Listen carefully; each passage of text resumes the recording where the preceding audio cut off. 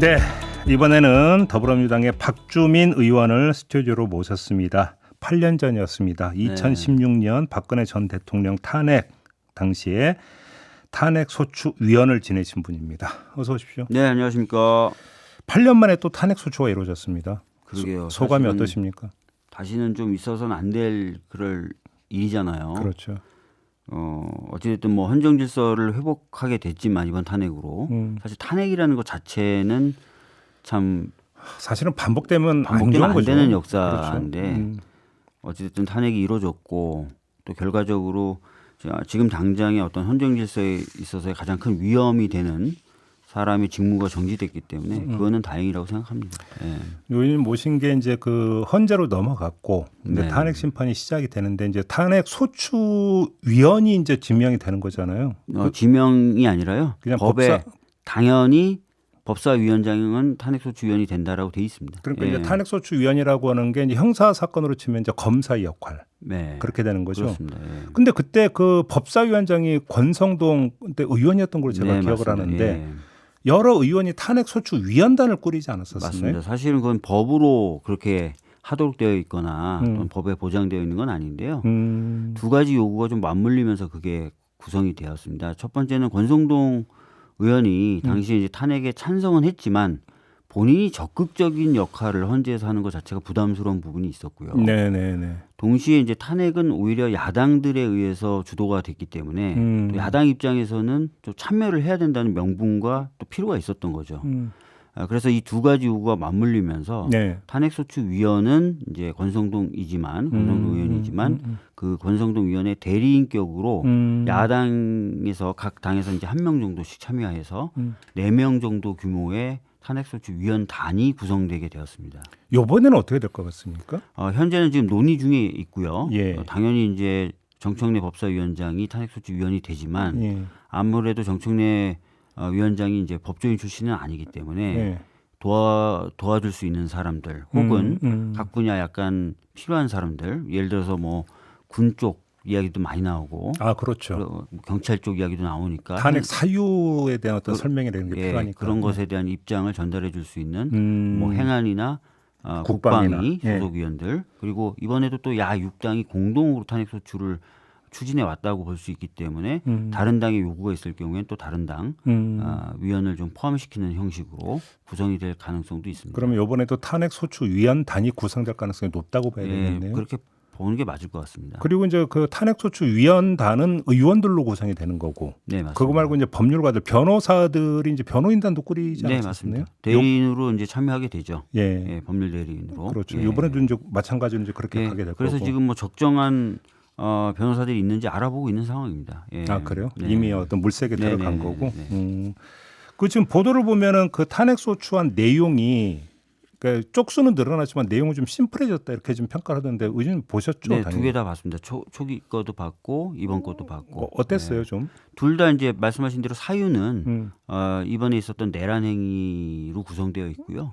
다만 이제 2차 탄핵안의 경우에는 그동안 국무위원들이 상임위나 또는 본회의에 나와서 말한 내용들이 있지 않습니까? 근데 그런 내용들이 이제 포함되는 수준으로 변화가 있었다 이렇게 보시면 될 것 같습니다. 근데 지금 그 어제 탄핵소추안 표결 직전에 국민의힘 의총에서 상당히 이제 그 많이 입에 오르내렸던 게 추경호 의원이 네. 내란의 공범으로 이제 탄핵소추안에 포함이 되어 있다라고 하는 것에 대한 반발이 상당히 거셌다라는 보도가 있었거든요. 이 점은 어떻게 평가를 하십니까? 실제로 저도 그런 얘기가 있었다라고 들었습니다. 그래서 제가 그 탄핵소추 요구안 내용을 봤더니 한 6줄에서 7줄 정도 분량으로 추경호 의원에 관련된 부분이 포함되어 있었고요.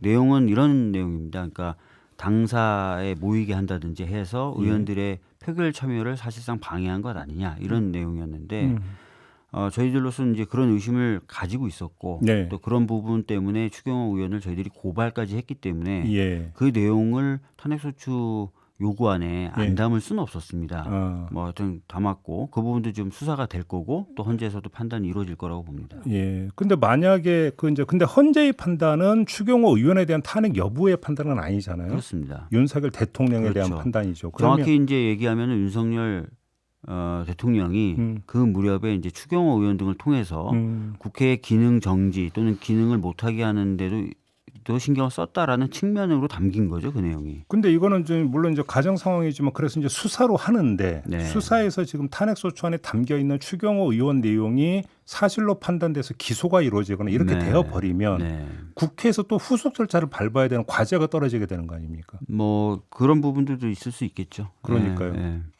뭐 징계라든지 이런 부분은 맞습니다. 이것도 그렇게 되면 사상 초유일이 되는 거 아닙니까? 사상 초유의 일이지만 예. 사실 뭐 사상 초유의 일이라고 해서 저희들이 뭐 등한히 하거나 그럴 수는 없을 것 같아요. 원칙의 문제니까. 워낙 중대한 문제 아니겠습니까? 그렇죠. 만약에 진짜 그런 일이 사실이었다면 그래서 그런 부분에 있어서는 저희들도 마음 아픈 부분도 있습니다. 왜냐하면 맨날 얼굴 보던 사람이니까요. 그러나 그렇죠.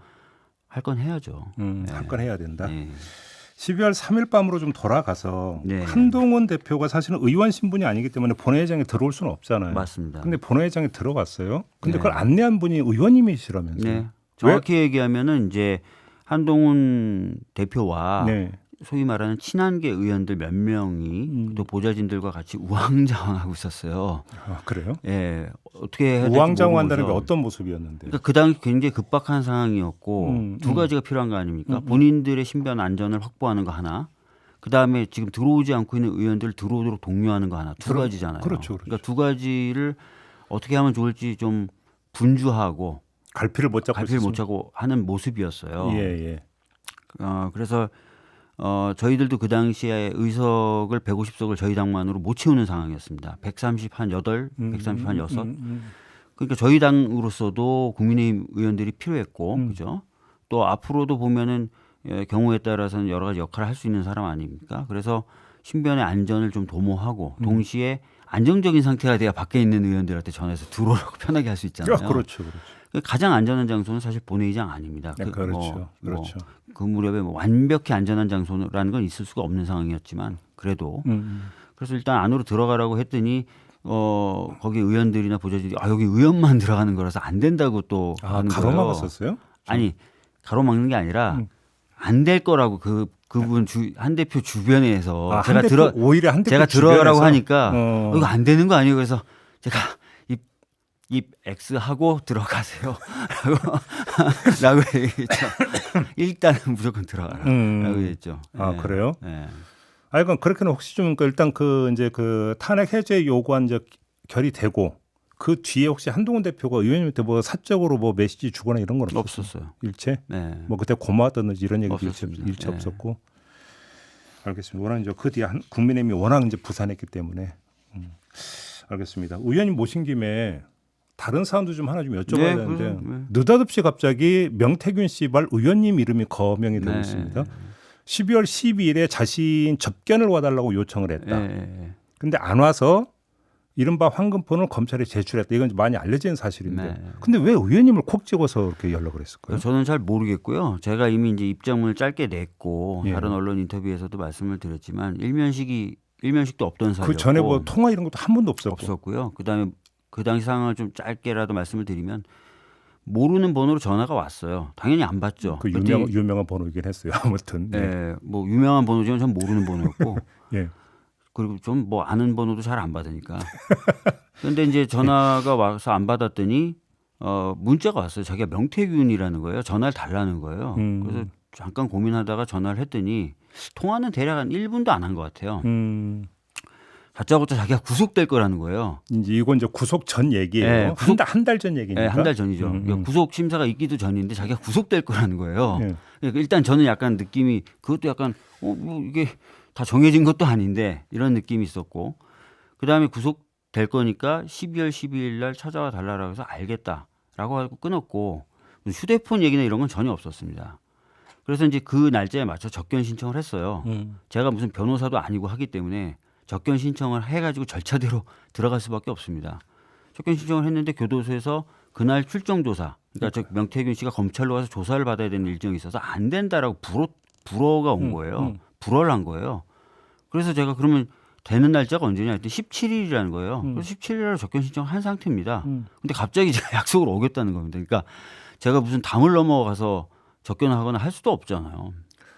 그러니까 맥락으로 보면은 그때 만나가지고 황금폰 얘기를 하거나 만난 제3자를 적도 없어요. 제3자를 통해서 전달해 주려고 그때 12월 10일에 보자고 했다고 그러니까 추론을 하는 게 상식적일 것 같은데 궁금한 건 왜 의원님이었을까 정말 궁금한데 전혀 거기에 용물 대한 설명은 없었어요. 전혀 없었고 전화 통화할 때 거기에 대한 설명은 없었어요. 혹시 그럼 그 뒤에 변호사를 통해서라도 무슨 설명 이런 것들은 전혀 없었고요.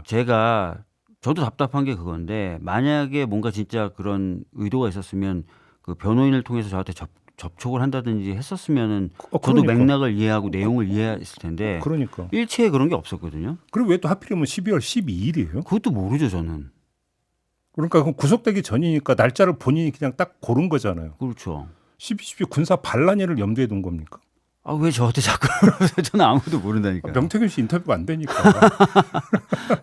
그래요? 네. 그러면 17일 날은 어떻게 좀 그 만남이 가능할 것 같습니까? 그러니까 교도소에서 12일은 안 되고 네. 17일은 된다. 그래서 17일 날로 현재는 일정은 잡혀 있어요. 그래서 뭐 17일 날 내려가 볼까 이렇게 고민하고 있죠. 그래요. 혹시 그러면 변호사 쪽하고 보니까 뭐 이야기 지금 진행이 되고 있는 건 없어요? 아니 그런 거예요. 만약에 그분이 짧게 전화를 통화하면서 뭐 자세한 내용은 저희 변호사하고 상의해 주세요라든지 그러니까. 그런 얘기를 했으면 제가 그렇게 하는데 그러니까. 전화 말미에 누구한테도 말은 하지 마세요라고 했거든요.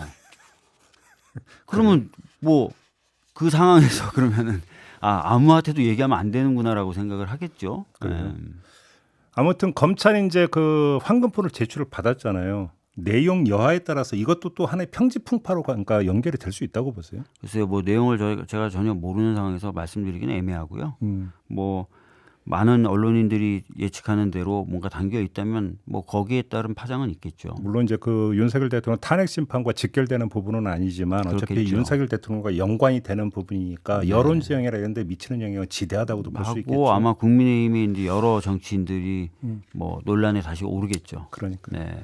알겠습니다. 오늘 말씀 여기까지 듣겠습니다. 고맙습니다. 네, 의원님. 감사합니다. 네, 박주민 더불어민주당 의원이었습니다.